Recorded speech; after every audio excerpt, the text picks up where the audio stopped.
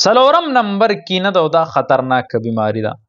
د مسلمانانو جنگونه، د اغي جګړې، یو بل مړو کول، یو بل سره ظلم زیاتې کول، د اغي سبب کینه ده. که یو دکاندار دی د هغه سوچ دا دی چې یاره د بل دکاندار لګا ولې راغه، که یو تاجر دی هغه بل تاجر تړکې ساتي چې یاره بس زما د پړکې کینه ده، کینه ورته ساتلی، هغه د هغه تجارت تنه نه برداشت کی، کله څه کوي ورسره، کله څه زیاتې کوي، کله ورسره ځان په جنگ باندې اړي.